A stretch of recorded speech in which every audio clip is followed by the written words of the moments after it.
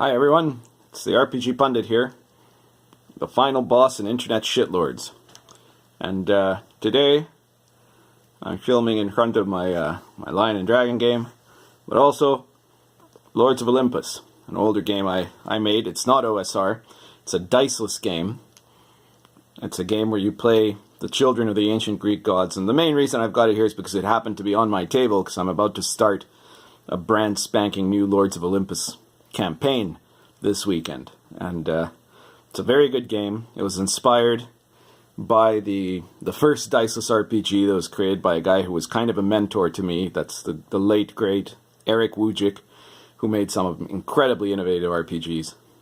And anyways, if you want a diceless game of high-powered, high fantasy with a ton of intrigue and Machiavellianism and Greek myth and soap opera style family drama, well, Lords of Olympus is the choice for you.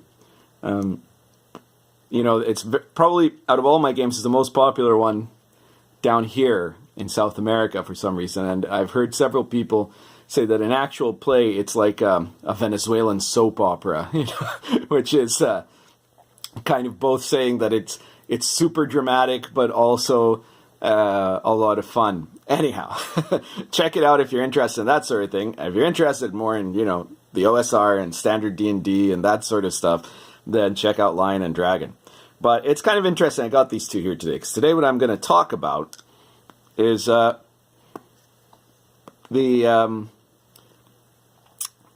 question of how you present themes of a setting in the sense of what is actually like the bold thing to do in 2018, okay? And all this started because I saw a tweet somebody posted within the last couple of days where they were saying something like, oh, here's an idea.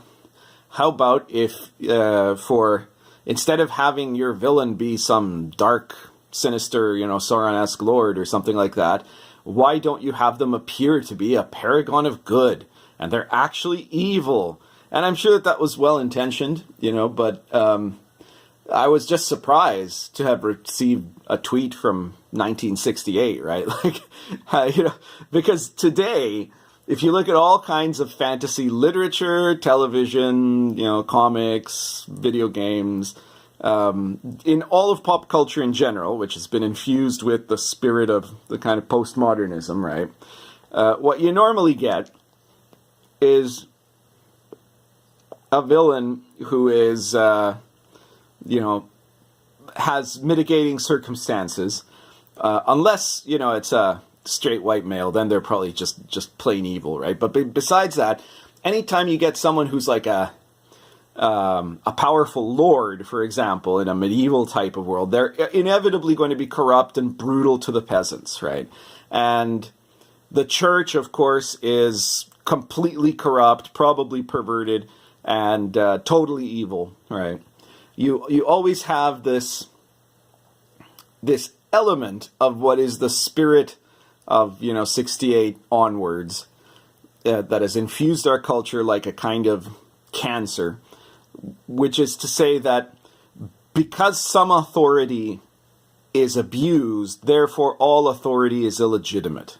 And this is extended over time to the point of just trying to destroy heroism itself, right? If you have a character who's a conventional kind of hero, you know, in the classic style, you know, Prince Valiant today can only exist as a kind of a joke, right? The ideal of the paladin is inevitably going to be nowadays this guy that's either a complete, you know, doofus of uptightness, some kind of a person crippled by their own sense of squeamish morality, or they're going to be a religious fanatic that is going to commit horrible atrocities, right? And that's supposed to be a paladin. That's supposed to be a lawful good character, right?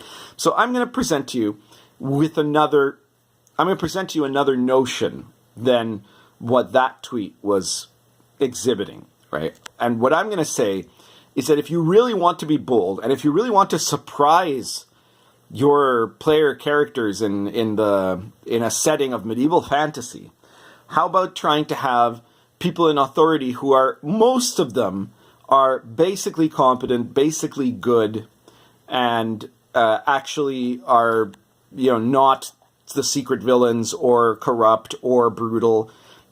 People in religious authority who are actually, caring about the world, who actually have a concern about higher things. Family units that stay together, all sorts of stuff like that. It might sound a bit strange putting in the context of Lords of Olympus, but Lords of Olympus is in some ways an example of that in the kind of classical context, right? Families fight, but they stick together. So, and I want to make this clear that I'm not really talking about anything to do here with the questions of, gender, sexuality, race, women, the representation of women, or things like that. I'm not saying, all your games have to look like a 1950s TV show, right? I'm not saying that at all. From my point of view, for those things, which are not really the subject of this video, but I'll briefly say, for those things, the only thing that should matter is the context of the setting you're using. So, for example, in my book, Lords of Olympus, I have a number of NPCs that are presented there because I cover basically the entire Greek pantheon. And so you can't cover the entire Greek pantheon without pointing out that, Zeus screwed everything that moved, but among those everythings that move were a number of attractive teenage boys, right? And you had all kinds of other deities that had relationships with very unusual conditions, right? I mean, never mind when you talk about stuff like Nyx and Phanos, right? Like the light and the darkness had sex, and that's how you started the whole damn universe. But besides that, when you have deities there are deities that are celibate, there are deities that are probably lesbian, there are deities that are pansexual, you could call them. None of these things really apply because all of these terms are inventions of our modern era, and they're very different from the way that people viewed sexuality in the classical Greek world. But the point is, if you're running a game in that period, whether or not it's Lords of Olympus, whether or not you're talking about gods or just average Greeks or Romans or something like that, then obviously it would make sense to have, those kind of sexualities visible. It would also make sense to have people of all kinds of different colors because of the span that these empires had, right? In Lion and Dragon, that might make less sense if you're playing in 15th century England, right? In my campaign of Dark Albion, which is the setting book for Lion and Dragon, there were NPCs who were gay, and there was one player character whose character was gay, but these were secrets, right? And they were treated as secrets. What would not make any sense to me in either case of either of these games or any other game is to impose these values of 2018. And part of why it doesn't make sense is, of course, it rankles me personally as a historian.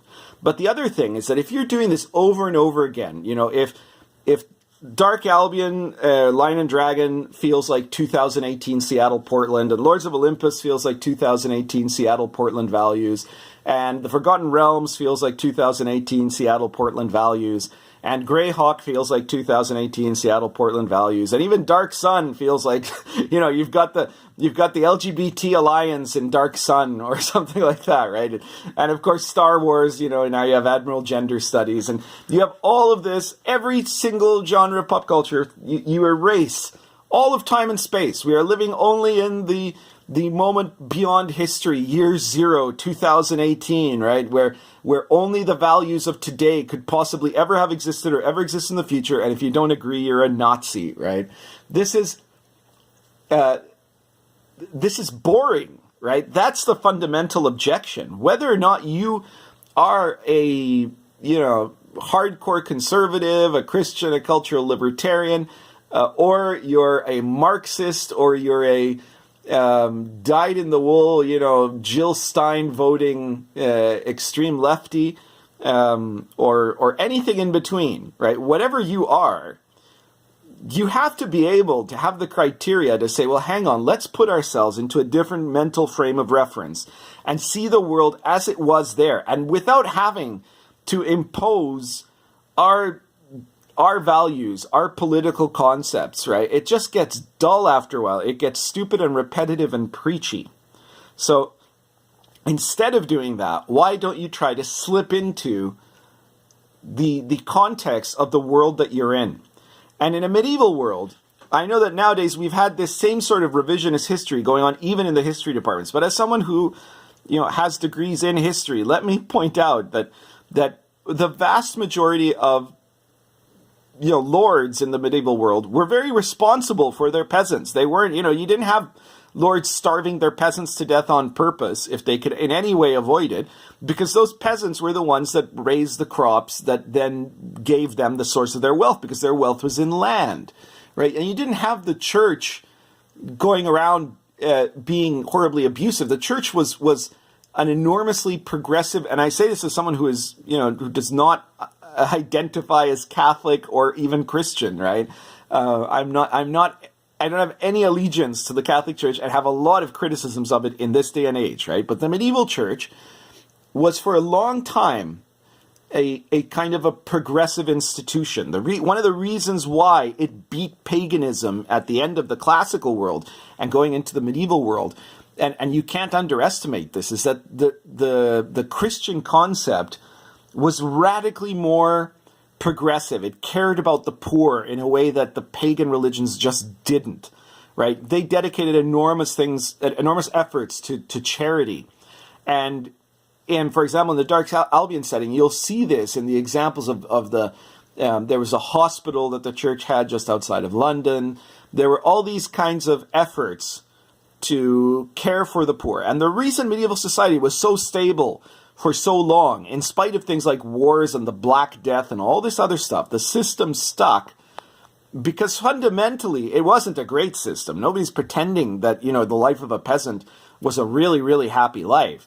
But it stuck because it was fundamentally a decent enough system where everybody could live with each other, right? And if you're looking at this only through the kind of the postmodern deconstructionist anti-Western point of view, and you create a setting where, the lords of the nobles, the king, the royal family are all either inept or self-serving or corrupt and are just ruinous, right? And the church is corrupt and evil and abusive and ruinous, then you have to say, well, how the hell does this society keep existing, right? That's not a functional society.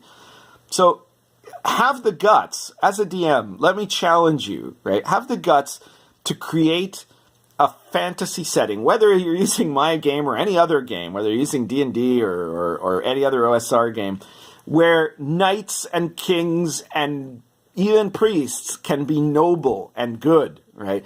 And then, you can have one or two who are bad apples. Nobody's saying that you need to do the opposite of extreme. But the point is that one of the themes in the medieval world was this theme of good versus evil, that there was good and there was evil. The chaos was evil. Monsters, the living dead, were evil. Witches and cultists and heretics were evil. And that's hard for us to think in this context because we know that there were people burnt alive that shouldn't have been burnt alive. But in that world, in their perspective, there were real supernatural forces at play. And part of the problem is in our society, we don't believe in any of that anymore. We have no context for it. But to them, everything in life was this struggle for eternity between good and evil. And you had to take a side. And of course, people were flawed and imperfect. And your character should be complex and flawed and imperfect. But they should also fundamentally be on one side or another at the end of the day, right? And they should have, dare to have them have more depth than what we're seeing from the garbage pop culture of 2018. I guess that's all I have to say about that. So if you like this video, please subscribe to this channel. Check out the other channel too, Inappropriate Characters, where I chatted up with Grim Jim and Venture Satanis. We're going to be doing a live chat probably on Friday, not tomorrow, that's say a week from now. And yeah, so check it out there, and please support us on our Patreon. so that we can convince Venger's wife that his career is profitable in gaming, and she doesn't force him to quit. So be sure to check us out, especially on Friday evening. I'm not sure exactly when it's going to be, but we'll let you know ahead of time. And take care. Currently smoking Lorenzetti Egg plus Gallett's Navy Flake.